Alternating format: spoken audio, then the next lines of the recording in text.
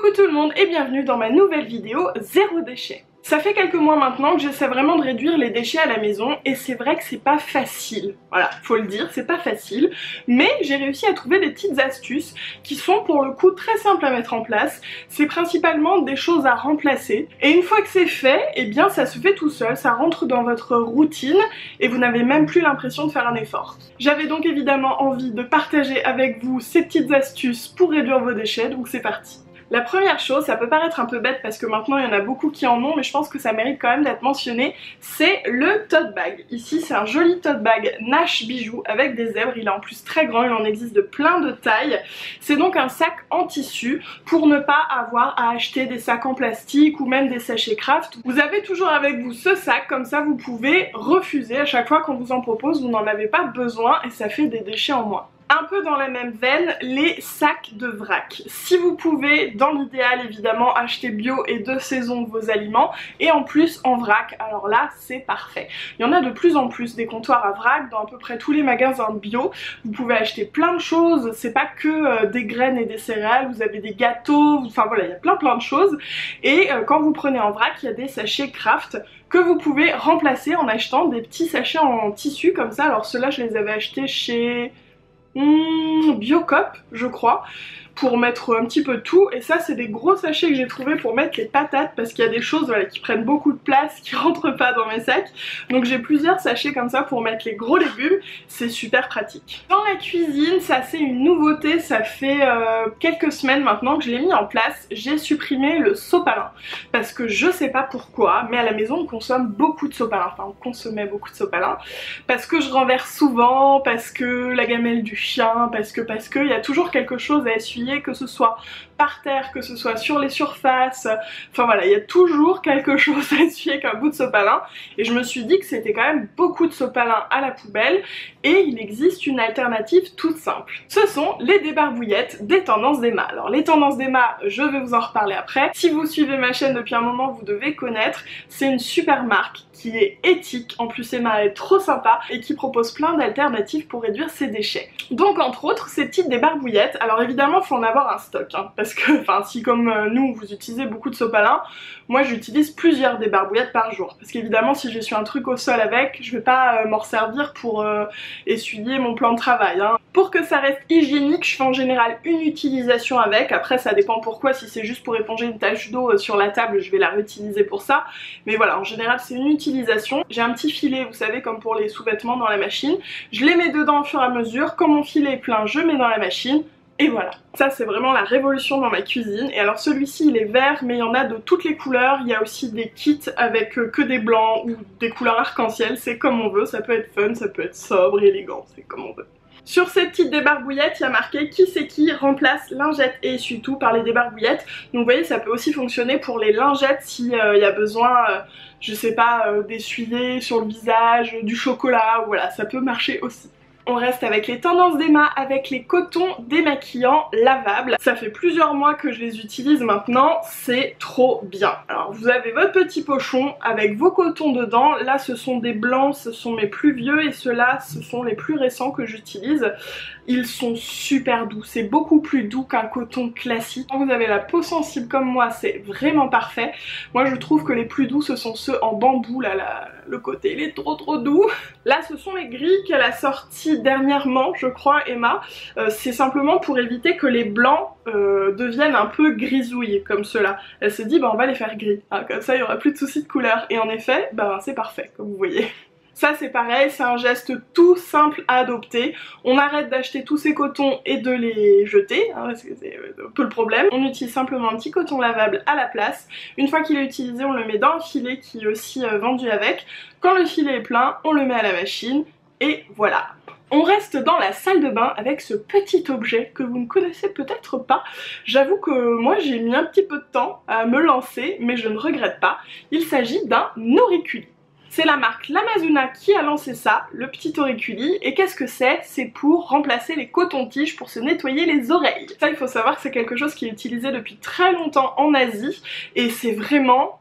Enfin, c'est vraiment pratique, voilà. Je vous le montre d'un peu plus près, c'est simplement une petite tige de bambou avec au bout une forme un peu de cuillère. Je vous fais pas un dessin, je pense que vous avez compris comment l'utiliser, hein, comme un coton-tige, clac et voilà, et ensuite on le lave. Il y a plein de couleurs, donc toute la famille peut en avoir un sans se tromper. Ça fonctionne très bien et en plus, et bien voilà, fini les cotons-tiges, parce que les cotons-tiges c'est un fléau de la pollution, on en retrouve partout. D'ailleurs ils vont être interdits, je sais plus quand, mais je sais qu'ils vont être interdits à la vente au bout d'un moment.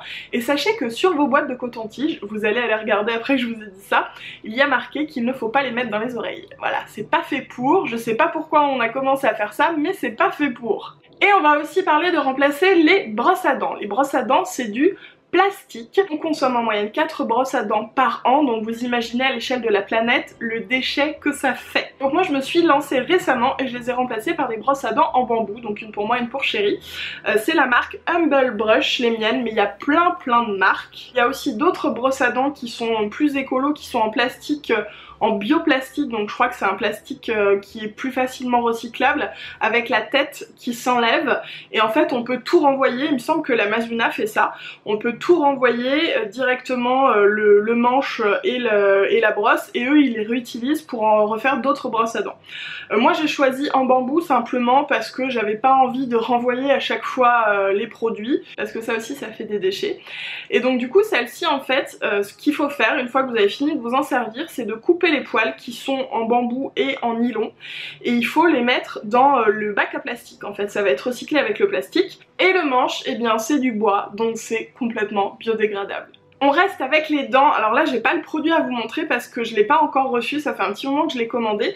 C'est du dentifrice solide, donc ça vient dans une petite boîte, c'est Pachamamaï qui fait ça, une petite boîte en alu, et c'est rechargeable. Donc on l'achète une fois, je l'ai commandé sur Mademoiselle Bio, enfin de toute façon vous aurez tous les liens en barre d'infos comme d'habitude. Donc ce petit contenant là avec ce galet on va dire de dentifrice remplace 2 tubes de dentifrice. Ça c'est pareil, le tube de dentifrice, le plastique, à l'échelle de la planète combien de tubes on utilise. Enfin voilà, je me suis dit, essayons encore de réduire sans trop se compliquer la vie. Et donc bah c'est super pratique déjà parce que c'est petit, ça fait à peu près cette taille là. Pour partir en week-end et tout c'est super pratique. Et en plus, voilà, il n'y a pas de déchets vu qu'une fois que vous avez acheté la boîte, vous pouvez racheter la petite pastille de dentifrice. Vous pouvez même en changer, il y en a plein de sortes et c'est super pratique. Il suffit de frotter un petit peu la brosse à dents dessus, on la mouille et on se lave les dents. Comme ça y est, c'est l'été et qu'il fait beau, j'avais envie de vous parler un petit peu des pique-niques parce que souvent, les pique-niques polluent énormément. Alors déjà, une chose claire et nette, quand vous faites un pique-nique, vous ne laissez aucune saleté quand vous repartez, bien sûr, vous ramenez tout à la poubelle, ça c'est la moindre des choses. Une autre chose, c'est que c'est vrai que souvent, on prend pas ses couverts en fer, ses verres lourds, etc., ses assiettes, pour partir en pique-nique, mais on prend des couverts en plastique parce que c'est plus léger, parce qu'il n'y a pas à les laver et c'est plus facile. Moi ce que je vous propose c'est de remplacer votre vaisselle de pique-nique en plastique par de la vaisselle en bambou.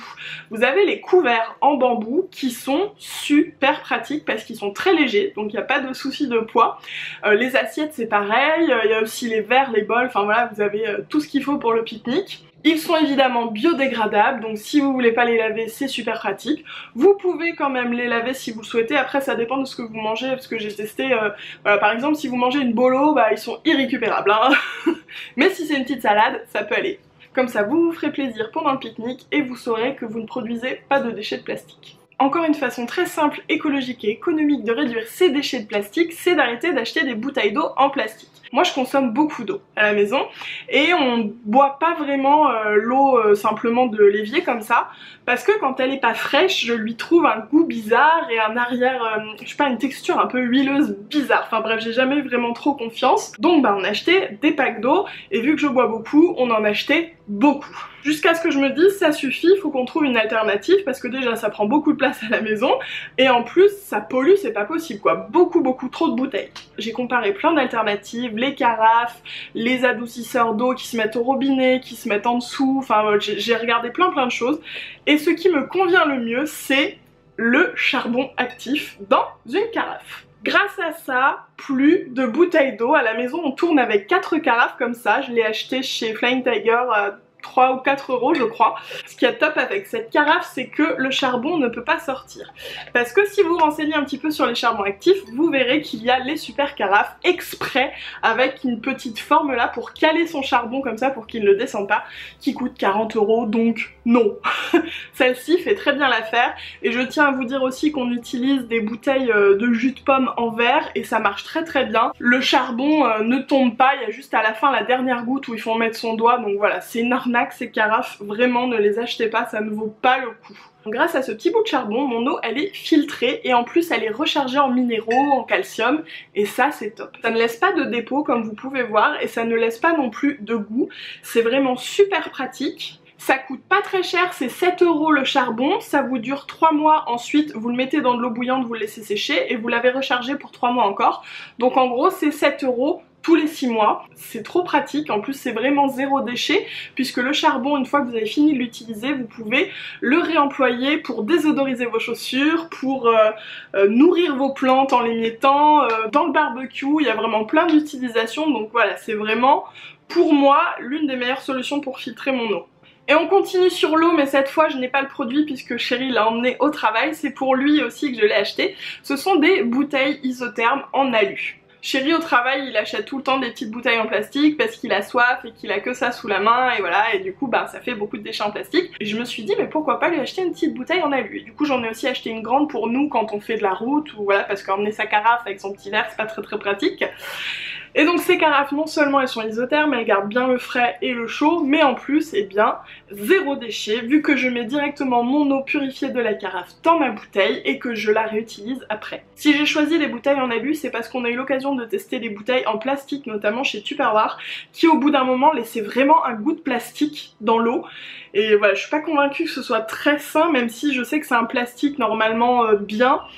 Mais bon voilà, on préfère l'alu qui ne laisse vraiment pas de goût. Alors au départ, la première utilisation, vous sentez un petit peu, mais au fur et à mesure, en le lavant à chaque fois, ça part et ça laisse vraiment aucun goût quoi. Voilà toutes mes astuces pour réduire un petit peu vos déchets. Ce ne sont pas les seules, il y en a plein d'autres. N'hésitez pas à partager vous toutes vos astuces dans les commentaires. J'ai trop hâte de les découvrir.